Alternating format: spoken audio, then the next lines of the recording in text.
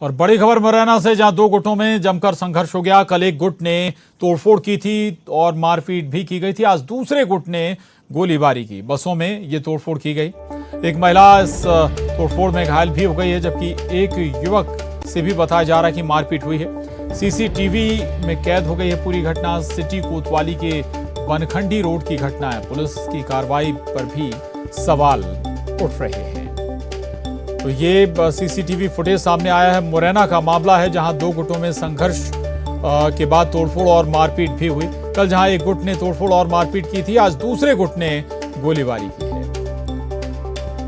और दुष्यंत हमारे साथ जुड़ गए हैं। दुष्यंत, क्या वजह इस गोलीबारी मारपीट के, और ये तस्वीरें भी दिख रही हैं, कैसे उत्पात मचाया गया?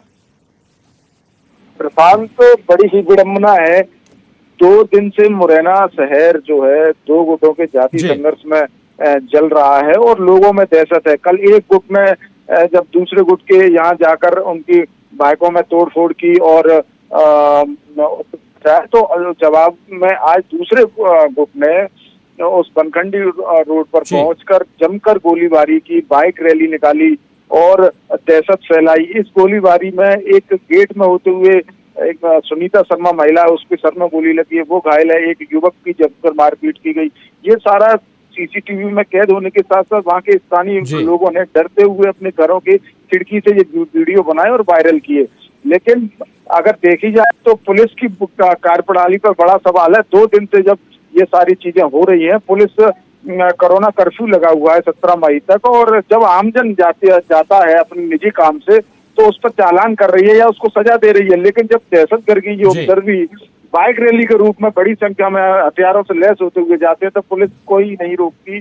पूरा मुख्य शहर है, सिटी कोतवाली का मामला है, वहीं पर एसपी कार्यालय भी है, एसपी बंगला भी है, वहां पर ये सब कार्रवाई होती है और उपद्रवी जमकर उपद्रव मचाते हैं, दहशत फैलाते हैं और कोरोना गाइडलाइन का भी उल्लंघन करते हैं। लेकिन मजाल है कि पुलिस कोई कार्रवाई करे। लगातार जो अगर दोनों गुटों की अगर बात करें तो लगातार दुष्यंत, सवाल यही कि आखिर पुलिस मौन क्यों बनी हुई है, या पूरा प्रशासन ने आंख क्यों मूंद ली है? पहला ये, और दूसरी बात ये कि जो जातीय संघर्ष जिसका आप जिक्र कर रहे हैं, उसके पीछे कोई ना कोई वजह रही होगी दुष्यंत? जी बिल्कुल प्रशांत, अगर ये पिछले 5 दिन से एक जिस गुट ने आज ये गोलीबारी की घटना को अंजाम दिया है, उनके एक सदस्य ने एफबी पर एक पर्टिकुलर समाज के लिए अभद्र टिप्पणी की थी। इस बात की शिकायत सिटी कोतवाली में दूसरे समाज के लोगों ने भी जाकर की थी और उस पर कार्रवाई की मांग की थी, जिस पर मामला भी दर्ज हुआ था। लेकिन उसकी गिरफ्तारी नहीं हुई और लगातार वो टिप्पणी दिन प्रतिदिन करता गया। तो इस पर एक विशेष वर्ग नाराज हुआ और उसने उसके घर पर जाकर तोड़फोड़ की। उसके बाद जवाब में ये सारी चीजें हुई। दोनों ही गुटों को राजनीतिक संरक्षण प्राप्त है। ये वर्चस्व की लड़ाई है जो लंबे समय से मुरैना जिले में चलती आ रही है।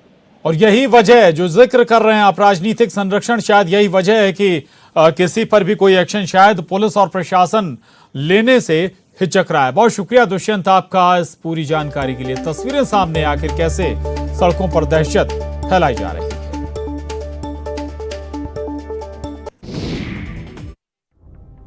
भिंड में कोरोना कर्फ्यू के दौरान